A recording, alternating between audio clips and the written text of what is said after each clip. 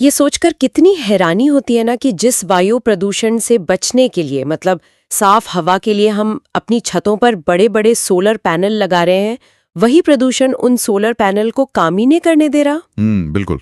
ये एक बहुत बड़ा विरोधाभास है जिसे हम अक्सर नजरअंदाज कर देते हैं। है ना? सुनकर बहुत अजीब लगता है। मतलब हम एक ऐसी तकनीक पर खरबों रुपए खर्च कर रहे हैं जो हमें साफ ऊर्जा दे सके, लेकिन उस तक पहुंचने वाली जो सूरज की रोशनी है उसे हमारी ही पैदा की हुई धुंध रास्ते में रोक रही है। हाँ, और यही आज की सबसे बड़ी विडंबना है। बिल्कुल। तो आज के इस गहन विश्लेषण में हम कुछ ऐसे ही चौंकाने वाले तथ्यों और जमीनी हकीकतों पर बात करने वाले हैं। आज का हमारा ये विषय सिर्फ उन पिघलते ग्लेशियरों या दूर जंगलों में लगने वाली आग तक सीमित नहीं है। जी, ये बहुत करीब की बात है। हाँ, ये सीधे तौर पर हमारी अर्थव्यवस्था की नींव, हमारी थाली में रखे भोजन और मैं तो कहूंगी कि हमारी हर एक सांस से जुड़ा है। और मैं ये जोड़ना चाहूंगा कि ये सचमुच एक बहुत ही गंभीर विषय है।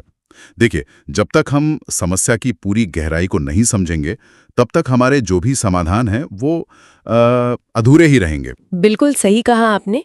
और इसी पूरी तस्वीर को स्पष्ट करने के लिए आज हमने अपने इस डीप डाइव के लिए 3 बेहद प्रामाणिक स्रोतों को एक साथ रखा है। जो कि बहुत जरूरी है। जी, हमारे पास दृष्टि IAS के जलवायु परिवर्तन और वायु प्रदूषण पर 2 बहुत ही विस्तृत लेख हैं और साथ ही हमने भारत के आर्थिक सर्वेक्षण यानी इकोनॉमिक सर्वे के उस विशेष अध्याय को भी खंगाला है जो सीधे तौर पर जलवायु और हमारी कृषि के संबंधों की गहरी पड़ताल करता है, जो कि बहुत ही शानदार डेटा प्रदान करता है। बिल्कुल। तो इस विश्लेषण का हमारा मिशन बहुत स्पष्ट है। हमें ये समझना है कि कैसे वैश्विक तापमान में एक छोटा सा बदलाव हमारे खेतों में भारी तबाही मचा रहा है और कैसे हमारे शहरों की हवा सिर्फ हमारे फेफड़ों को ही नहीं बल्कि हमारी अर्थव्यवस्था को भी अंदर से खोखला कर रही है। तो चलिए इसे थोड़ा विस्तार से समझते हैं। बिल्कुल। शुरुआत हम एक थोड़े बड़े परिदृश्य से यानी मैक्रो पिक्चर से कर सकते हैं। हाँ, लेकिन इस मैक्रो पिक्चर पे जाने से पहले मुझे एक इतिहास की घटना याद आ रही है। मैं यहाँ एक ऐसा ऐतिहासिक तथ्य सामने रखना चाहूंगी जिसे सुनकर शायद कोई भी हैरान रह जाए। अच्छा, बताइए। बात 1815 की है। इंडोनेशिया में माउंट टैम्बुरा नाम के एक ज्वालामुखी में एक भयानक विस्फोट हुआ था और उस एक प्राकृतिक घटना का असर ये हुआ कि अगले ही साल मतलब 1816 में इंग्लैंड और अमेरिका में गर्मियों के मौसम में भी बर्फ जमने लगी। अरे बाप रे! जी, इतिहास में इस साल को the year without a summer या किलिंग समर फ्रॉस्ट कहा जाता है। तो मेरा सवाल ये है कि अगर प्रकृति की एक अकेली घटना पूरी दुनिया का मौसम इस हद तक बदल सकती है और फसलों को तबाह कर सकती है, तो हमारी जो ये लगातार चलने वाली औद्योगिक गतिविधियां हैं, वनों की कटाई है, वो इस मौसम को किस हद तक बिगाड़ रही हैं? ये तुलना बहुत ही सटीक और दिलचस्प है। देखिए, 1815 में जो ज्वालामुखी विस्फोट हुआ ना, हाँ, उसने पृथ्वी के समताप मंडल में भारी मात्रा में सल्फर गैसें और धूल कण भेज दिए थे। तो इन कणों ने सूरज की रोशनी को धरती तक पहुंचने से रोक दिया। जी, जिससे अचानक तापमान गिर गया। लेकिन वो एक तीव्र फिर भी अस्थायी प्राकृतिक घटना थी। मतलब कुछ समय बाद वो ठीक हो गया होगा। बिल्कुल, कुछ वर्षों में वो धूल छट गई और मौसम सामान्य हो गया। हाँ। प्राकृतिक गतिविधियां जो होती हैं, जैसे महाद्वीपों का खिसकना या पृथ्वी के अक्ष का झुकाव, ये बदलाव लाखों सालों में बहुत धीरे धीरे होते हैं। अच्छा, तो प्रकृति को समय मिल जाता है। जी, प्रकृति को इन बदलावों के अनुकूल होने का, अडेप्ट करने का पूरा समय मिलता है। मतलब प्रकृति के पास खुद को ठीक करने का एक तरीका और पर्याप्त समय होता है। ये तो सोचने वाली बात है। दृष्टि IAS के लेख के अनुसार अगर हम पिछले 100 वर्षों के आंकड़ों को देखें तो पृथ्वी का औसत तापमान 1 डिग्री फ़ारेनहाइट तक बढ़ चुका है और समुद्र का जल स्तर लगभग 8 इंच बढ़ गया है। रुकिए, 1 डिग्री फ़ारेनहाइट। आमतौर पर तो लोग यही सोचेंगे कि 1 डिग्री से क्या ही फर्क पड़ता है। मतलब दिन में तो तापमान 15-20 डिग्री तक ऊपर नीचे हो जाता है। हाँ, यही सबसे बड़ा भ्रम है। ये किसी एक दिन के तापमान की बात नहीं है, ये पूरी पृथ्वी के औसत तापमान की बात है। अच्छा, इसे आप मानव शरीर के तापमान की तरह समझिए।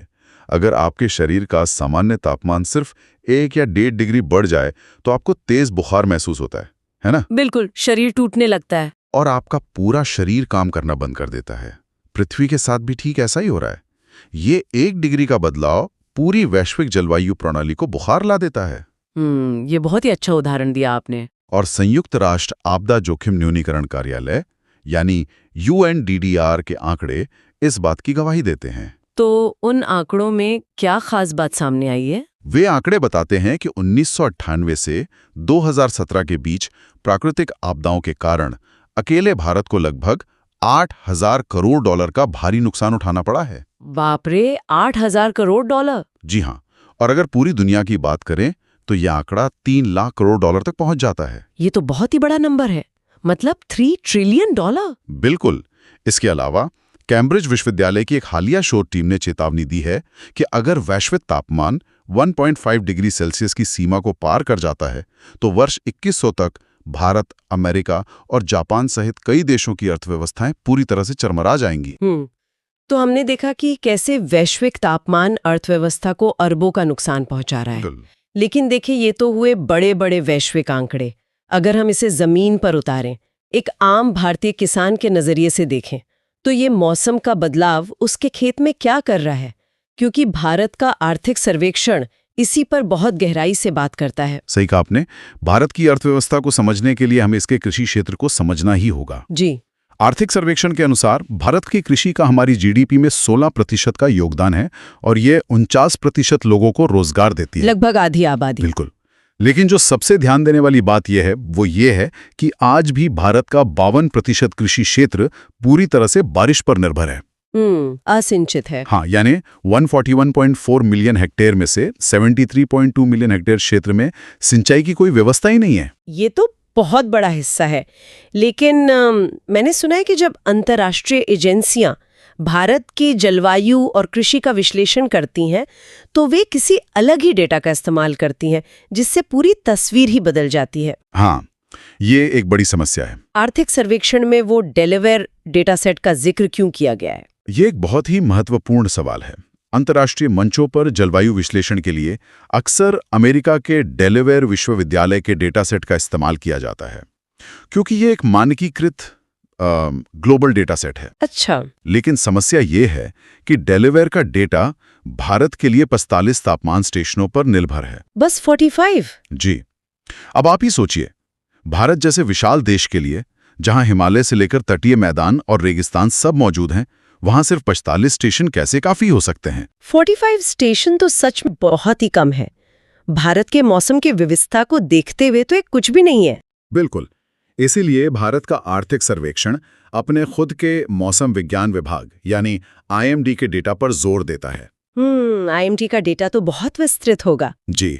IMD 210 तापमान स्टेशनों और 2140 वर्षा स्टेशनों से डेटा इकट्ठा करता है। 2140, ये हुई ना बात। और जब इतने व्यापक डेटा का उपयोग किया जाता है तो पता चलता है कि डेलावेयर डेटा की तुलना में भारत में वास्तविक औसत तापमान लगभग 1 डिग्री सेल्सियस अधिक है। ओह, इसका मतलब है कि अगर हम गलत डेटा के आधार पर नीतियां बनाएंगे तो वो कभी काम ही नहीं करेंगे। बिल्कुल सही कहा। और इसी सटीक IMD डेटा से हमें पता चलता है कि पिछले कुछ दशकों में खरीफ के मौसम में 0.45 डिग्री और रबी के मौसम में 0.63 डिग्री तापमान बढ़ा है। दोनों मौसमों में गर्मी बढ़ी है। और वहीं बारिश में खरीफ के दौरान 26 मिलीमीटर और रबी के दौरान 33 मिलीमीटर की कमी आई है। अब देखिए, यहाँ कहानी सच में बहुत दिलचस्प हो जाती है। मैंने स्रोत में एक ऐसा डेटा पॉइंट देखा जिसने मुझे सोचने पर मजबूर कर दिया। अच्छा, कौन सा पॉइंट? डेटा ये स्पष्ट रूप से बताता है कि अत्यधिक सूखे के कारण जो असिंचित क्षेत्र हैं, जहां सिंचाई नहीं है, वहां खरीफ की पैदावार 18% तक गिर जाती है। ये तो स्वाभाविक है। हाँ, ये बात तो समझ में आती है कि पानी नहीं है तो फसल खराब होगी। लेकिन उसी डेटा में ये भी लिखा है कि जब अत्यधिक बारिश होती है, यानी एक्सट्रीम रेनफॉल, तो सिंचित क्षेत्रों में ज्यादा नुकसान होता है। बिल्कुल। ये तो एकदम उल्टा लग रहा है। जिसके पास पहले से पानी की व्यवस्था है, मतलब जो इरिगेटेड लैंड है, उसे ज्यादा बारिश से नुकसान क्यों हो रहा? सतह पर देखने पर यह सच में एक विरोधाभास लगता है, लेकिन इसके पीछे एक बहुत ही तार्किक वैज्ञानिक कारण है। वो क्या? जो सिंचित क्षेत्र होते हैं ना, वहां मिट्टी में पहले से ही नमी का स्तर काफी अधिक होता है। आप इसे एक स्पंज की तरह समझिए। अच्छा, स्पंज वाला उदाहरण कैसे काम करता है यहाँ? देखिए, अगर आपके पास एक सूखा स्पंज है और आप उस पर थोड़ा पानी डालते हैं तो वो उसे सोख लेगा। हाँ, बिल्कुल। लेकिन अगर स्पंज पहले से ही पानी से पूरी तरह भरा हुआ है और आप अचानक उस पर बहुत सारा पानी डाल दें, तो वो पानी बाहर बहने लगेगा। वो और पानी नहीं ले पाएगा। सिंचित खेतों के साथ भी ठीक यही होता है। जब वहां अचानक अत्यधिक बारिश होती है तो मिट्टी अतिरिक्त पानी सोखने में असमर्थ हो जाती है। अच्छा, तो बाढ़ जैसी स्थिति बन जाती है। जी, इससे जलभराव या वाटर लॉगिंग की समस्या पैदा होती है। पानी भरने के कारण पौधों की जड़ों तक ऑक्सीजन नहीं पहुंच पाती और वे दम घुटने से सड़ने लगती हैं। ओहो, मतलब जड़ों को भी सांस लेने के लिए हवा चाहिए होती है और पानी उसे रोक देता है। बिल्कुल। और इसके अलावा सिंचित क्षेत्रों में अक्सर व्यापारिक फसलें यानी कैश क्रॉप्स उगाई जाती हैं। हाँ, जैसे कपास या गन्ना। जी, जो मौसम के अत्यधिक उतार चढ़ाव के प्रति बहुत ज्यादा संवेदनशील होती हैं। अब समझ में आया। यहाँ जो बात सबसे अधिक ध्यान खींचती है वो ये है कि आर्थिक सर्वेक्षण का ये मुख्य निष्कर्ष है कि जलवायु परिवर्तन का असर सीधा और सपाट नहीं है। मतलब सिर्फ धीरे धीरे गर्मी बढ़ना ही इकलौती समस्या नहीं है। बिल्कुल नहीं। औसत तापमान का थोड़ा बढ़ना उतनी बड़ी समस्या नहीं है जितनी बड़ी समस्या है अत्यधिक गर्म दिनों या अत्यधिक बारिश वाले दिनों की संख्या में अचानक वृद्धि होना, जिसे हम एक्सट्रीम वेदर इवेंट्स कहते हैं। जी, इस चरम मौसम का परिणाम ये है कि आने वाले समय में कृषि आय में औसतन 15 से 18% की गिरावट आने का अनुमान है। बाप रे, 15 से 18% बहुत बड़ा आंकड़ा है एक किसान के लिए। और सुनिए, उन असिंचित क्षेत्रों में जो पूरी तरह मानसून पर निर्भर हैं, यह गिरावट 20 से 25% तक हो सकती है। ये तो किसानों के लिए एक बहुत बड़ा आर्थिक झटका है। बिल्कुल है। लेकिन चलिए अब खेतों से बाहर निकलकर शहरों की ओर चलते हैं। जी, शहरों की स्थिति भी कुछ अच्छी नहीं है। हाँ, जहां मौसम का ये बदलना ग्रामीण अर्थव्यवस्था को तबाह कर रहा है, वहीं हमारे शहरों में एक और संकट खड़ा है, जो वास्तव में इसी जलवायु परिवर्तन का ही एक रूप है, वायु प्रदूषण। आपने बिल्कुल सही जोड़ा। वायु प्रदूषण और जलवायु परिवर्तन कोई दो अलग अलग समस्याएं नहीं हैं। बिल्कुल। जो कारण जलवायु परिवर्तन पैदा कर रहे हैं, जैसे कोयला जलाना या वाहनों का धुआं, वही हमारे शहरों में जहरीली हवा भी बना रहे हैं। और इसके आंकड़े भी उतने ही खौफनाक हैं। जो स्रोत हमें दिए गए हैं, उनके अनुसार IQ Air की 2024 की रिपोर्ट बताती है कि भारत दुनिया का 5वां सबसे प्रदूषित देश है।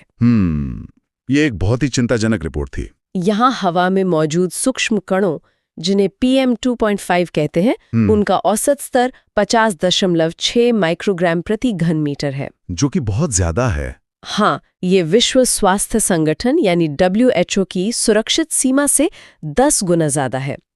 तो क्या आप समझा सकते हैं कि ये PM2.5 असल में क्या होता है और ये इतना खतरनाक क्यों है? PM2.5 का मतलब है पार्टिकुलेट मैटर, जिसका आकार 2.5 माइक्रोमीटर से भी कम होता है। ये कितना छोटा होता है? यह इंसान के बाल की मोटाई के 100वें हिस्से से भी छोटा होता है। ओह, मतलब हम इसे देख भी नहीं सकते? बिल्कुल नहीं। जब हम सांस लेते हैं तो हमारे शरीर का प्राकृतिक सुरक्षा तंत्र, जैसे नाक के बाल, बड़े धूल कणों को तो रोक लेते हैं, लेकिन ये PM2.5 कण इतने सूक्ष्म होते हैं कि ये सीधे हमारे फेफड़ों के सबसे गहरे हिस्सों में चले जाते हैं। बाप रे। और वहां से ये हमारे रक्त प्रवाह में, यानी सीधे हमारे खून में शामिल हो जाते हैं। तो ये सिर्फ फेफड़ों की बीमारी नहीं है? बिल्कुल नहीं। इससे ना सिर्फ अस्थमा जैसी फेफड़ों की बीमारियां होती हैं, बल्कि दिल के दौरे और स्ट्रोक का खतरा भी कई गुना बढ़ जाता है। ये तो वाकई डराने वाली बात है। और ये सिर्फ बड़े महानगरों की समस्या नहीं रह गई है। जी, छोटे शहर भी अब इसकी चपेट में हैं। हाँ, स्रोत बताते हैं कि असम और मेघालय की सीमा पर स्थित बर्नीहाट नाम की जगह दुनिया का सबसे प्रदूषित शहर बन गया है। जी, बर्नीहाट का नाम आना काफी चौंकाने वाला था। और पूरी दुनिया के शीर्ष 20 सबसे प्रदूषित शहरों में से 13 शहर सिर्फ भारत के हैं। 2021 में पूरी दुनिया में 8.1 मिलियन यानी 81 लाख मौतें सीधे प्रदूषण की वजह से हुई। और उनमें से 21 लाख मौतें अकेले भारत में हुई। देखिए, ये 21 लाख मौतें सिर्फ एक स्वास्थ्य संकट नहीं है, ये एक बहुत बड़ा आर्थिक संकट भी है। वो कैसे? बीमार होने के कारण लोग काम पर नहीं जा पाते, जिससे उत्पादकता घटती है और इसके साथ ही स्वास्थ्य सेवाओं पर भारी आर्थिक बोझ पड़ता है। बिल्कुल सही बात है।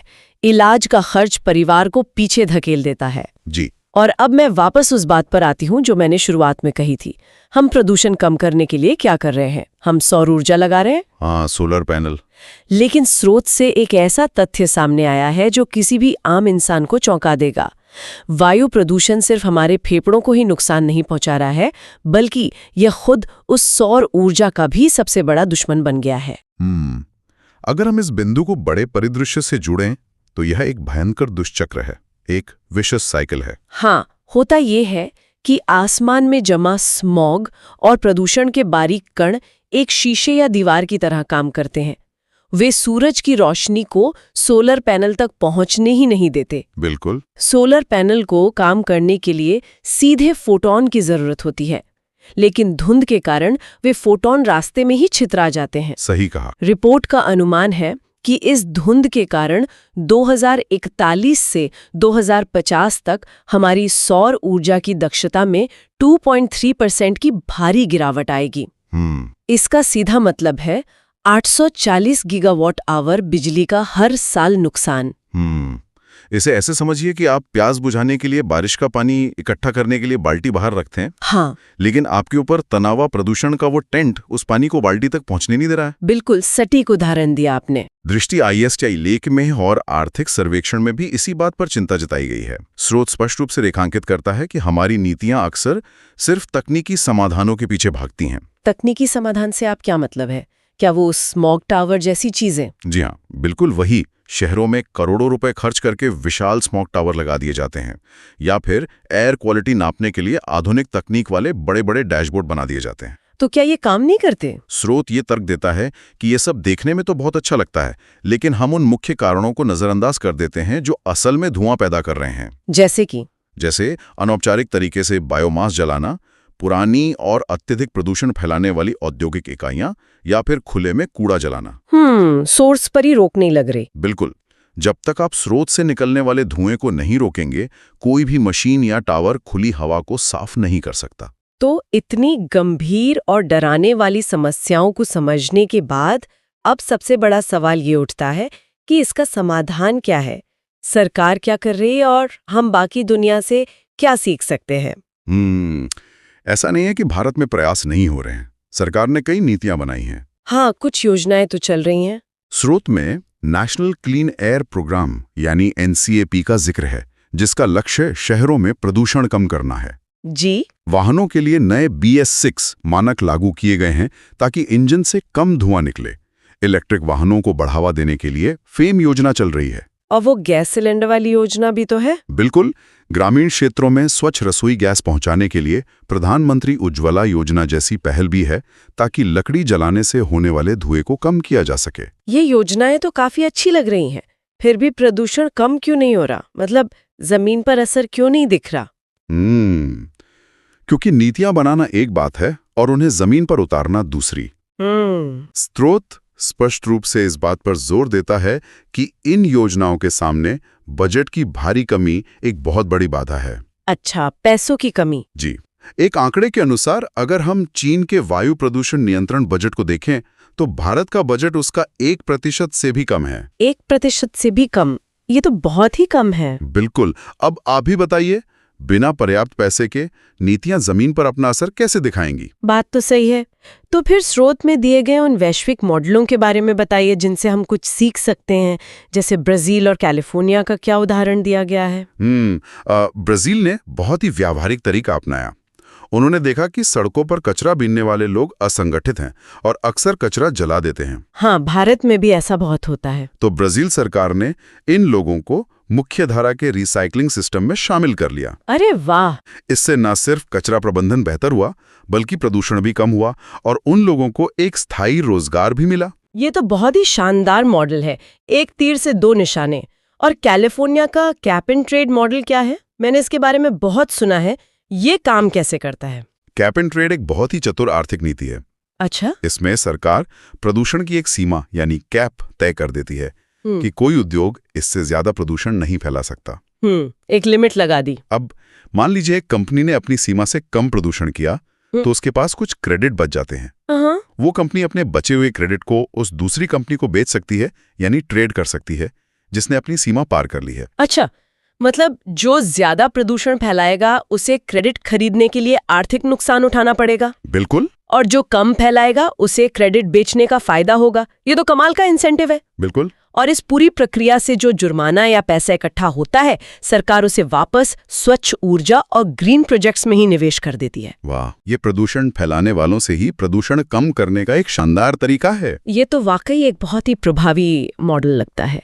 और स्रोत में लंदन का भी तो जिक्र है। हाँ, लंदन ने सबसे पहले कोयले के इस्तेमाल पर सख्त प्रतिबंध लगाया और उसके बाद उन्होंने यातायात से होने वाले प्रदूषण को कम करने के लिए कंजेशन प्राइसिंग लागू की। कंजेशन प्राइसिंग, ये क्या होता है? इसका सीधा सा मतलब ये है कि अगर आप शहर के बीचों बीच भीड़-भाड़ वाले इलाके में अपनी निजी गाड़ी ले जाना चाहते हैं तो आपको एक भारी टैक्स देना होगा। अच्छा, मतलब भीड़ वाली जगह जाने का पैसा लगेगा। तो इसका असर क्या हुआ? इसका असर ये हुआ कि लोगों ने अपनी गाड़ियां घर पर छोड़ दी और सार्वजनिक परिवहन यानी बस और ट्रेन का इस्तेमाल करना शुरू कर दिया। टैक्स बचाने के लिए। जी, इससे सड़कों पर गाड़ियां कम हुई और हवा साफ हो गई। ये सारे वैश्विक उदाहरण हमें एक ही बात बताते हैं कि केवल कानून बना देना काफी नहीं है। बिल्कुल। इसके लिए नियम सख्ती से लागू करने होते हैं और सबसे जरूरी बात, लोगों को अपनी आदतें बदलनी होती हैं। तो इस सब का मतलब क्या है? आज की हमारी इस लंबी और गहन चर्चा का सार यही है कि मौसम का बदलना और प्रदूषण का बढ़ना, ये दोनों एक ही समस्या की दो अलग-अलग शाखाएं हैं। बिल्कुल सही। खेत में बढ़ता तापमान, सूखती फसलें और शहर की दमघोटू हवा, सब एक ही असंतुलित प्रणाली के परिणाम हैं। हमारे पास नीतियां मौजूद हैं, दुनिया भर के सफल उदाहरण भी हैं, लेकिन इन सबको जमीन पर उतारने के लिए हमें एक समग्र दृष्टिकोण की जरूरत है। जी, हमें सब कुछ एक साथ मिलकर करना होगा। बिल्कुल। तो इस चर्चा को खत्म करने से पहले मैं स्रोत सामग्री से ही प्रेरित एक ऐसा विचार छोड़ना चाहूंगी जिस पर हम सभी को बहुत गंभीरता से सोचने की जरूरत है। बताइए। आज हमने देखा कि वायु प्रदूषण हमारी सौर ऊर्जा की क्षमता को 840 गीगावाट आवर तक कम कर रहा है। जी। तो ये सोचने वाली बात है कि हम जलवायु परिवर्तन से लड़ने के लिए जिन स्वच्छ ऊर्जा तकनीकों को अपना रहे हैं, क्या हमारा अपना स्थानीय वायु प्रदूषण उन्हें सफल होने से पहले ही फेल कर रहा है? ये एक बहुत ही गहरा सवाल है। क्या हमें ग्रीन एनर्जी की तरफ भागने से पहले उस ग्रीन एनर्जी को काम करने लायक साफ हवा सुनिश्चित नहीं करनी चाहिए? क्या हम अपनी छतों पर बड़े-बड़े सोलर पैनल लगाकर ये भूल गए हैं कि उन पैनलों तक सूरज की रोशनी पहुंचने के लिए आसमान का साफ होना भी उतना ही जरूरी है? बिल्कुल, ये सोचने पर मजबूर कर देता है। इसी गहरे सवाल के साथ आज के इस गहन विश्लेषण से जुड़ने के लिए आप सभी का बहुत बहुत धन्यवाद। मिलते हैं अगली चर्चा में एक और नए और विचारोत्तेजक विषय के साथ।